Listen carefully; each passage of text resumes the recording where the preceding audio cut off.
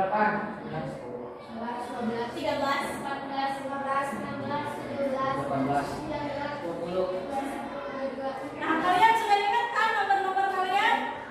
Ingat tidak? Ingat. Yang nomor ganjil harus diingat. Yes.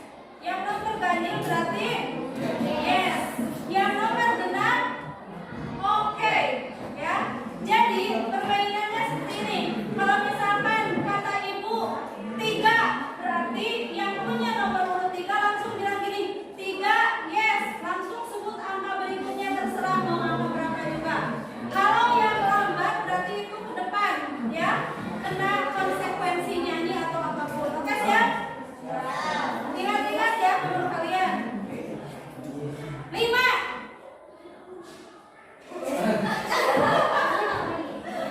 Gini nih, kamu masa nggak ngerti? Misalkan gini, nomor 11.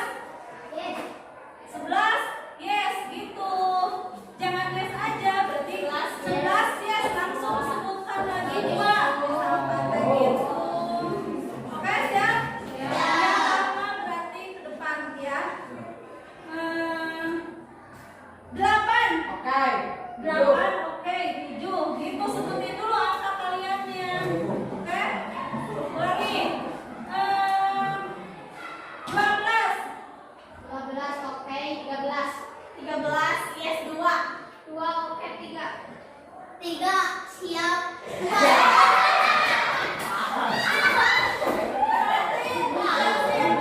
Cari teman, satu orang lagi, oke? So, oke, mulai dari Chelsea. Bilang mau nomor berapa? Nggak usah. 14, oke, 11. 11 ya, Pak. 11.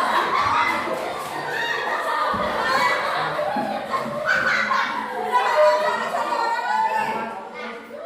Udah, cari satu orang lagi. Oke. Kamu sebutin mau berapa?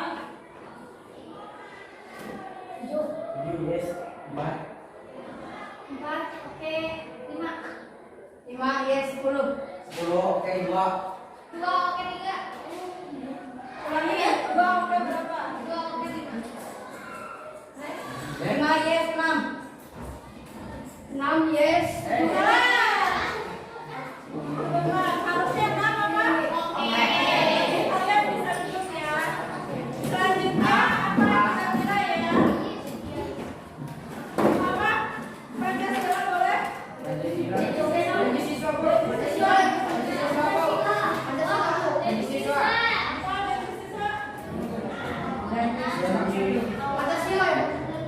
Pancasila. Sekolah-sekolah.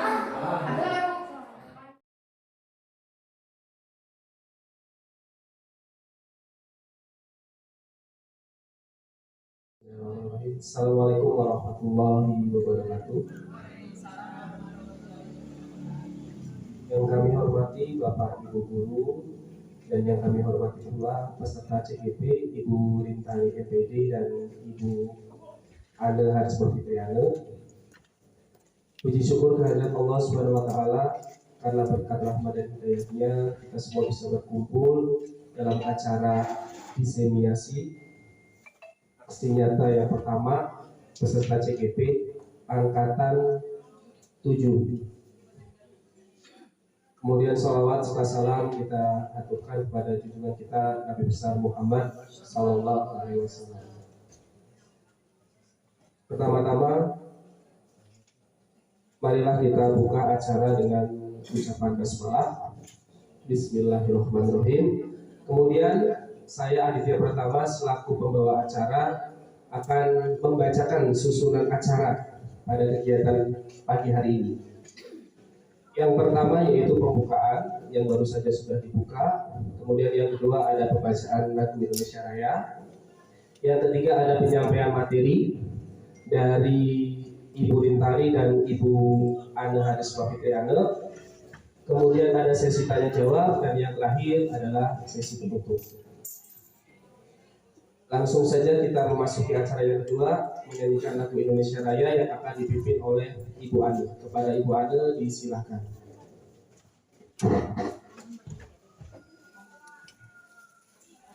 Seluruh Bapak Ibu guru dimohon untuk berdiri.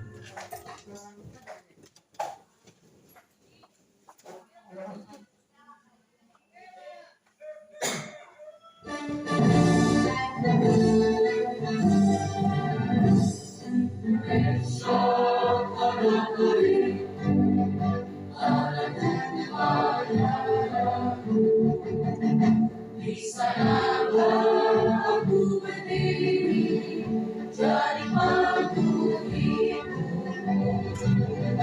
Indonesia kebangsaan, bangsa dan tanah air. Marilah kita bersatu, Indonesia bersatu. Hiduplah tanahku, hiduplah negeriku, bangsaku, rakyatku semuanya. Bangga jiwanya, bangga badannya, untuk Indonesia Raya. Indonesia Raya, merdeka, merdeka, tanahku, negeriku yang ku cinta. Indonesia Raya, merdeka, merdeka, hiduplah Indonesia Raya.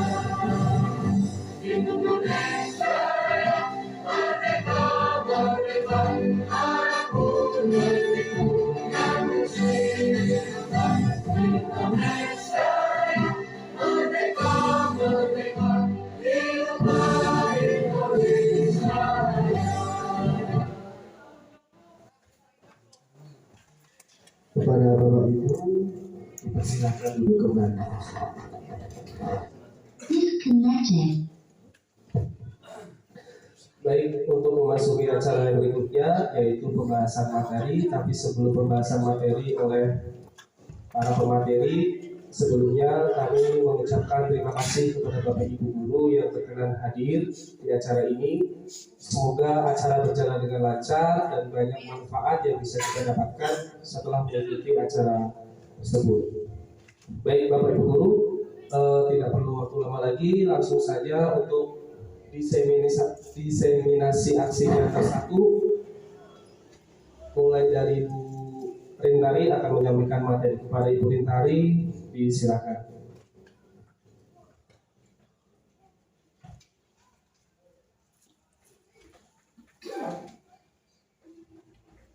Bismillahirrahmanirrahim. Assalamualaikum warahmatullahi wabarakatuh.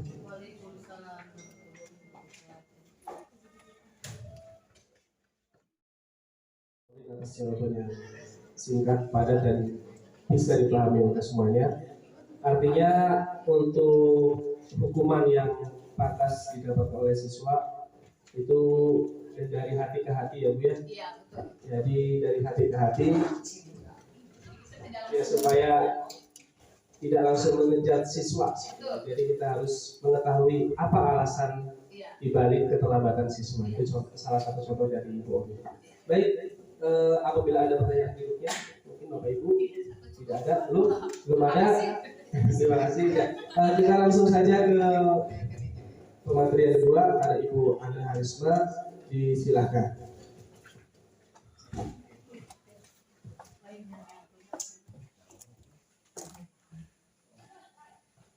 Bismillahirrahmanirrahim. Assalamualaikum warahmatullahi wabarakatuh. Boleh diulang sekali lagi? Assalamualaikum warahmatullahi wabarakatuh.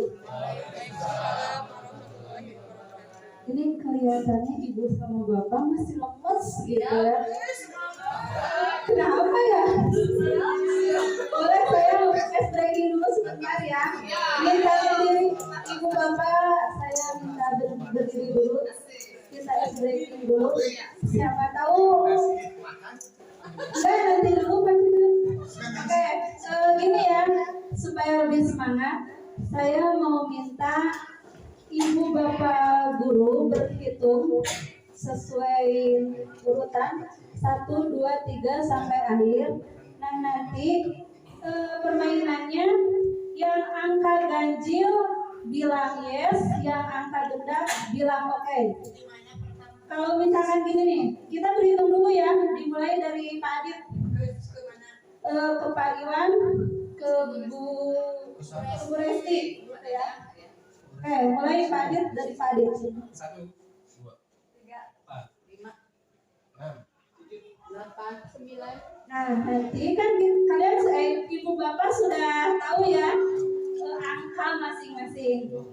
Jadi nanti kalau saya bilang 3, berarti ibu bapak sudah tahu itu nomor urut siapa. Berarti kalau saya bilang 3, nah yang di angka 3 bilang 3 berarti yes. Lalu bilang lagi angka berapapun yang angka 3 miliki gitu. Misalkan saya bilang 3 yes, nah yang 3-nya 4, nanti yang 4 langsung menjawab 4 oke, nanti yang 4 lagi ke angka berikutnya.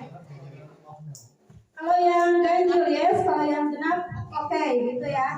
Kalau yang lama, yang terlalu lama, boleh ke depan untuk memberikan sesuatu dan rewardnya nanti diberikan setelah kegiatan ini ya. Kita mulai ya ibu bapak. Setuju?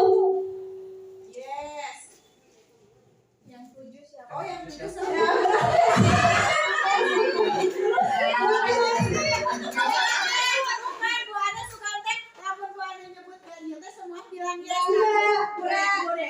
Berarti yang punya angka tersebut bilang yes, lalu menyebutkan angka yang lain, gitu ya. Oke, kita ulangi. Jangan disebut aja ya.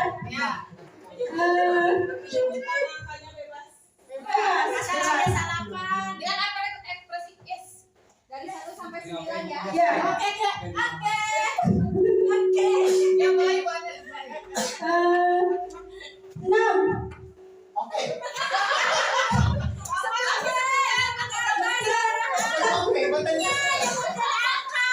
Jadi gini, kalau misalkan saya bilang 6, oke, misalkan gini ya, saya bilang 2. Oke, 1. Nah, gitu ya. Oke, kita mulai ya. 9. Yes, 8. Oke, 7. Yes. 2. Yes, 4. Oke, 2. Yes, 4. Oke, 1. Yes, 5.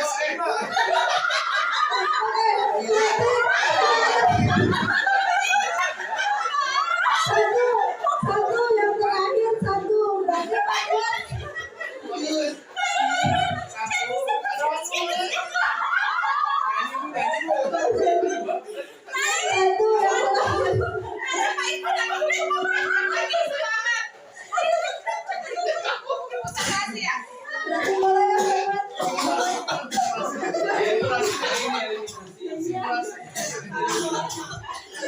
berarti terlalu lama ya Pak. Dan saja. Iya, Bapak semua.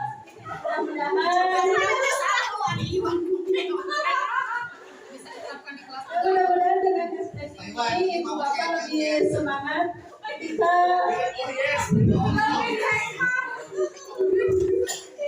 lebih semangat lagi ya ketika mendengarkan materi yang akan saya sampaikan. Sebelumnya saya ucapkan terima kasih kepada ibu bapak yang telah bersedia meluangkan waktunya untuk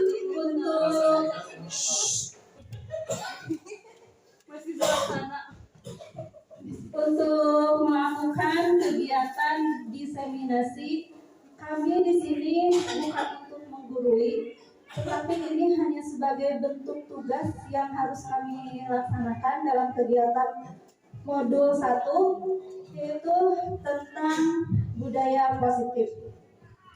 Mungkin ibu bapak sudah sering mendengar istilah guru penggerak, tetapi tidak semua mengetahui apa sih yang dimaksud dengan guru penggerak itu. Nah, di sini mungkin saya akan sedikit menjelaskan tentang pengertian dari guru penggerak. Guru penggerak adalah pemimpin pembelajaran yang mendorong tumbuh kembang murid secara holistik, aktif dan proaktif dalam mengembangkan pendidik lainnya untuk mengimplementasikan pembelajaran yang berpusat pada murid, serta menjadi teladan dan agen transformasi ekosistem pendidikan untuk mewujudkan profil pelajar Pancasila. Dalam kegiatan guru penggerak, kami diberikan atau akan dibimbing dengan 3 modul.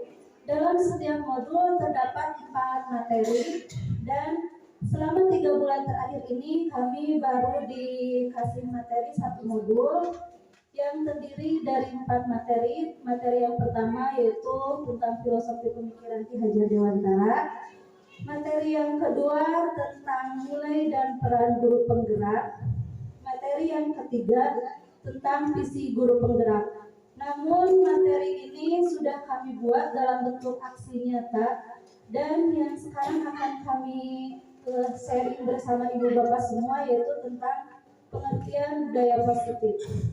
Tadi sudah dijelaskan beberapa materi oleh rekan saya, Ibu Orin, dan sekarang saya hanya sekilas saja tentang budaya positif, yaitu suatu kebiasaan yang bernilai positif, di dalamnya mengandung sejumlah kegiatan yang mampu menumbuhkan karakter murid.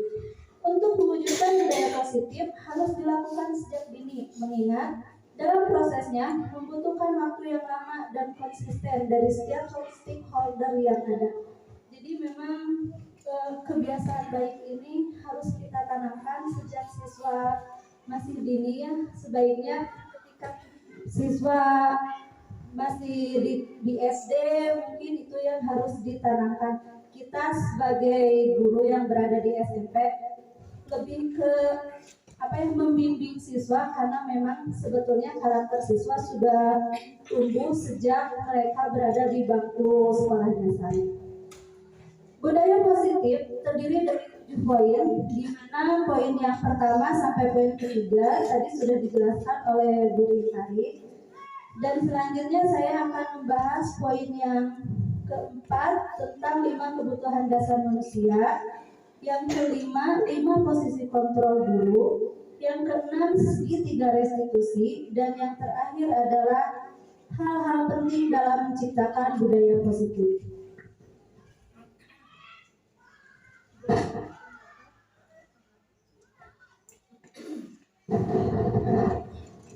Lima kebutuhan dasar manusia. Yang pertama yaitu bertahan hidup atau survival.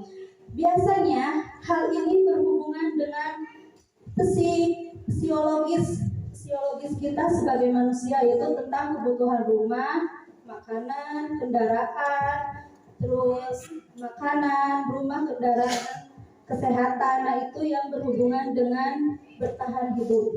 Yang kedua adalah cinta dan kasih sayang.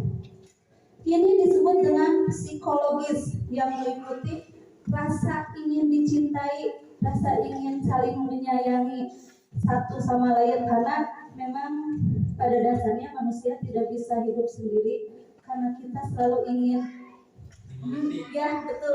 ingin dimengerti, ingin disayangi, ingin berkelompok gitu ya dengan teman-teman. Nah, ini yang dinamakan dengan cinta dan kasih sayang. Yang ketiga yaitu tentang kebebasan atau freedom. Biasanya ini tentang kemandirian. Kita ingin bersikap mandiri, ingin menentukan pilihan kita sendiri. Karena kita tidak mau, memang hidup tidak harus sendiri ya, hidup itu butuh bekerja sama, sosialisasi. Tetapi dalam hal kebebasan, ini adalah tentang kemandirian, memilih pilihan untuk mengatur hidup kita sendiri. Yang keempat tentang kesenangan atau fun. Biasanya ini berhubungan dengan segala sesuatu yang membuat hati kita bahagia, rasa tertawa bersama teman-teman atau dipuji oleh teman-teman gitu, rekan guru, mungkin pasangan. Nah, itu yang disebutkan dengan kesenangan. Jadi apapun yang berhubungan dengan kebahagiaan atau tertawa itu biasanya dihubungkan dengan kesenangan. Yang kelima yaitu kekuasaan atau power. Hal ini biasanya orang ingin dianggap berharga, dihormati, dihargai, dan dijadikan seorang pemimpin. Itu tadi penjelasan tentang 5 kebutuhan dasar manusia. Dan yang kelima tentang 5 posisi kontrol guru. Yang pertama, guru sebagai penghukum. Yang kedua, guru sebagai pembuat rasa bersalah. Yang ketiga, guru sebagai teman. Yang keempat, guru sebagai pemantau. Yang kelima, guru sebagai manajer. Tapi sebelum saya menjelaskan sedikit demi sedikit tentang pengertian ini, mungkin ibu bapak guru bisa menilai dirinya sendiri dulu ketika anak punya masalah. Ini posisi kontrol apa sih yang kita miliki? Coba mungkin ada yang mau menjawab? Saya ya. Oh iya boleh Bu Gemi. Mungkin gini ya, tadi Bu Ana bertanya dari kita semua sudah ada di fase yang mana, mungkin seperti itu ya. Kalau berbicara seperti itu mungkin menjudge diri sendiri itu tidak apa ya, yang bisa menilai kita itu memang diri kita, tapi lebih objektif kalau dilihat dari orang lain. Nah kalau misalnya saya ingin dilihat, bukan saya sudah menjadi ya, tapi saya ingin dilihat oleh anak-anak, oleh peserta didik itu sebagai yang nomor 3, guru sebagai teman. Kenapa? Karena kalau misalnya nomor 1, guru sebagai penghukum, kita itu bukan algojo yang untuk menghukum anak ya. Terus kalau misalnya nomor 2, kita itu bukan debt collector ataupun apa yang membuat anak selalu salah ataupun yang lainnya. Yang keempat, guru sebagai pemantau hanya memantau dan tanpa ada evaluasi ataupun yang lainnya. Nah, yang kelima, guru sebagai manajer hanya memanage tetapi tidak ada take and give, tidak ada hati ke hati. Itu juga mungkin saya rasa kurang tepat. Nah, mungkin saya ingin dilihat atau yang lainnya pun seperti guru sebagai teman. Kenapa menjadi sebagai teman? Ada jarak, tetapi jarak itu bukan hanya untuk keseganan. Segan untuk berbicara, segan untuk sharing, untuk bertanya ataupun yang lainnya. Jadi guru sebagai teman itu supaya anak bisa ketika dia ada masalah bisa berbicara kepada kita sebagai guru. Ketika anak misalnya ada kesulitan dalam mengerjakan tugas, bisa bertanya kepada apapun yang diperlukan anak, bisa bertanya kepada kita sebagai guru. Dan mudah-mudahan kita dimampukan oleh Allah untuk membimbing dan menjawab apa yang anak butuhkan semuanya gitu. Mungkin seperti itu, Mbak. Baik, terima kasih kepada Bu Gemi atas pengungkapan dirinya ketika kita menghadapi siswa yang mendapatkan masalah atau siswa yang bermasalah. Bu Gemi menempatkan bahwa beliau setidaknya sudah ada di posisi guru sebagai teman. Ya memang benar, kadang kita harus bisa bersikap sebagai teman. Kenapa? Karena ketika posisi diri kita sebagai teman, kita tidak akan menyakiti siswa tersebut. Karena ketika siswa melakukan kesalahan, contohnya hal yang kita ungkapkan adalah kata-katanya seperti ini ya. Ya tidak apa-apa kamu melakukan kesalahan itu sekarang, tetapi kedepannya kamu jangan melakukan kesalahan itu lagi. Nah, biasanya kata-kata yang diucapkan oleh posisi kontrol guru sebagai teman adalah seperti itu. Namun ada konsekuensi dari setiap posisi. Di sini ketika kita memposisikan diri sebagai teman, posisi negatifnya yaitu teman siswa akan tergantung kepada guru tersebut. Ketika siswa tersebut melakukan kesalahan lagi dan ditangani oleh guru yang lain, siswa tersebut akan merasa saya nggak mau nih ditangani sama guru ini, saya maunya ditangani sama guru tersebut. Nah, itu konsekuensi dari posisi kita sebagai teman. Yang positifnya, siswa akan bisa meluangkan atau menceritakan apapun terhadap guru tersebut, sehingga ketika mau melakukan kesalahan yang sama, siswa tersebut akan berpikir 2 kali. Itu untuk guru sebagai teman. Nah, sekarang kita akan mulai dari pembahasan guru sebagai penghukum. Biasanya guru yang memposisikan diri sebagai penghukum, mereka merasa bahwa sekolah adalah tempat untuk menghukum anak ketika anak melakukan kesalahan. Biasanya guru dengan posisi penghukum akan menggunakan bahasa tubuh dengan nada yang keras, mata melotot atau tangan menunjuk-nunjuk. Kata-kata yang dikeluarkan biasanya akan seperti ini. Kamu tahu tidak aturan sekolah seperti apa? Nah, itu yang biasa dikeluarkan oleh guru penghukum. Konsekuensi logis dari guru yang memposisikan sebagai penghukum itu akan ada rasa marah di diri anak, sehingga anak tersebut kemungkinan akan mendendam kepada kita. Bisa saja dendam itu ke bawah sampai anak dewasa. Nah, itu yang harus kita hindari sebagai pendidik, yaitu memposisikan diri sebagai penghukum. Yang kedua, guru sebagai pembuat rasa bersalah. Biasanya guru yang melakukan posisi ini, nada suaranya akan lebih rendah. Tetapi meskipun begitu, siswa akan merasa rendah diri, merasa bersalah, karena biasanya guru yang berada di posisi ini selalu mengucapkan contoh kata-katanya seperti ini. Ibu ini wali kelas kamu telah membuat ibu kecewa. Atau apakah kamu tidak merasa kasihan kepada orang tua kamu ketika melakukan kesalahan ini? Nah, itu konsekuensi logis kepada siswa. Siswa akan merasa bahwa dia telah mengecewakan dan tidak membuat orang tuanya bahagia. Kemungkinan rasa ini justru akan membuat anak lebih down daripada ketika ada posisi guru penghukum. Jadi kemungkinan ini juga harus kita hindari. Nah, untuk yang ketiga, guru sebagai teman. Ini memang sudah pas gitu ya. Tetapi di atas guru sebagai teman ada posisi yang lebih baik lagi, yaitu posisi pemantau atau posisi manajer. Kenapa? Karena ketika kita memposisikan diri sebagai pemantau, kita akan, nada bicara kita akan lebih standar, terus akan lebih tegas kepada siswa. Karena dengan pemantau, artinya kita memantau siswa sejauh mana sih kesalahannya. Terus kita juga nanti akan bertanya seperti ini kepada siswa.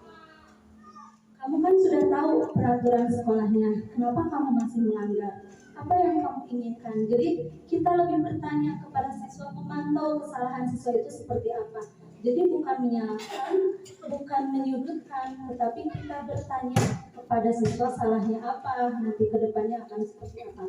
Itu pemantau. Dan yang terakhir adalah guru sebagai manajer. Ini posisi yang harus benar-benar kita miliki. Kenapa? Karena guru sebagai manajer adalah guru yang sudah memiliki posisi kontrol sebagai teman dan sebagai pemantau. Dalam posisi manajer, kita sebagai guru mengembalikan kepada siswa konsekuensi apa yang siswa inginkan, sehingga kita bisa bersama-sama dengan siswa memilih hukuman atau konsekuensi yang sesuai, sehingga tidak memberatkan siswa dan menggali ke dalam diri siswa sehingga dia tahu kesalahan sesungguhnya dia seperti apa. Itu mungkin 5 posisi kontrol guru, dan yang harus kita miliki, kita lebih tahu ya posisi yang mana. Untuk materi selanjutnya yaitu segitiga restitusi. Merupakan sebuah proses menciptakan kondisi bagi murid untuk memperbaiki kesalahannya. Ada 3 langkah restitusi. Yang pertama, menstabilkan identitas.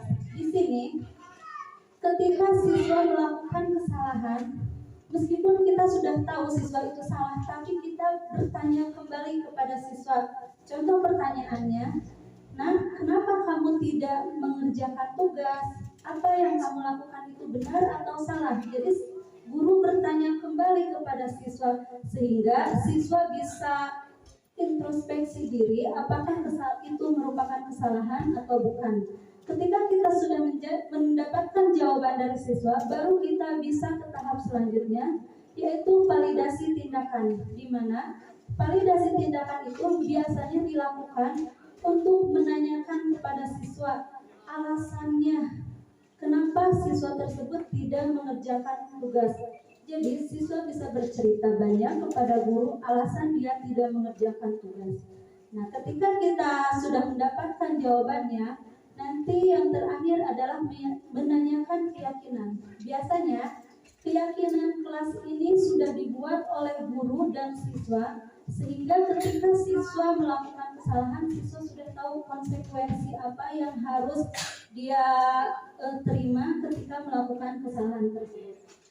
Selanjutnya yaitu tentang ciri-ciri segitiga restitusi sebagai berikut. Yang pertama, segitiga restitusi bukan untuk menebus kesalahan, namun untuk belajar dari kesalahan. Jadi siswa disuruh belajar supaya tidak melakukan kesalahan tersebut.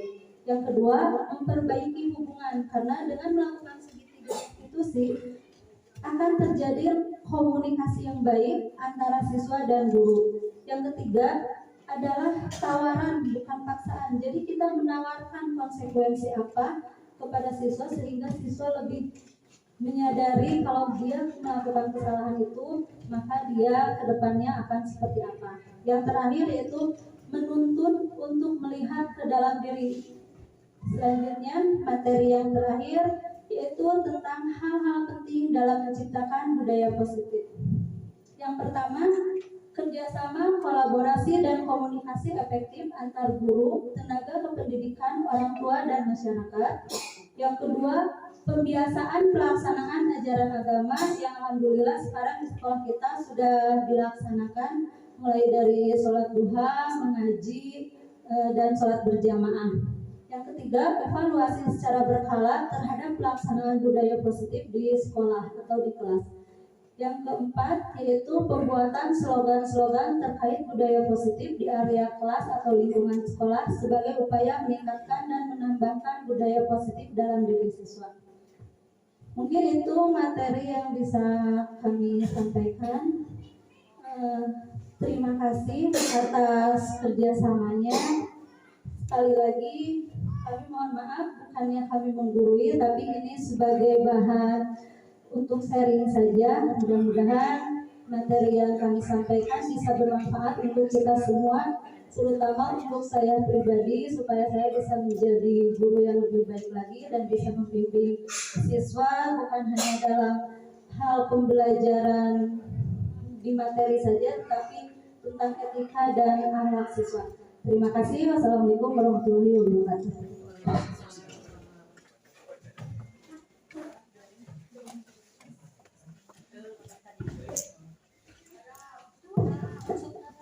Baik, terima kasih Bu Ana atas materi yang sudah disampaikan.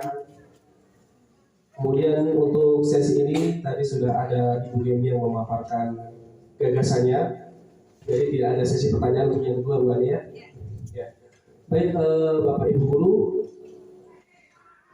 diseminasi itu kalau dalam KBBI itu artinya penyebarluasan ide atau gagasan.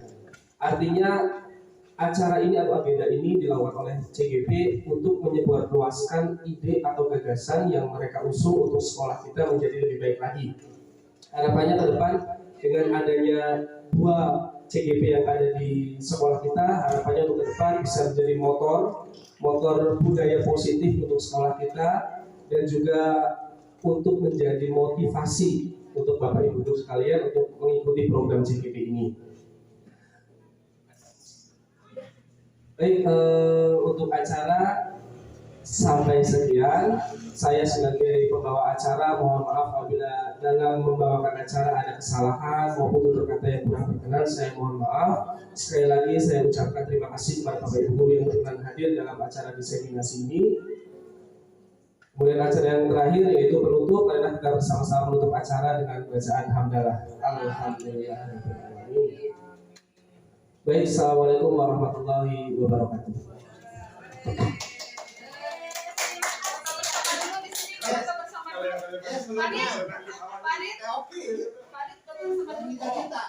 Sudah nyanyi halakan di salah.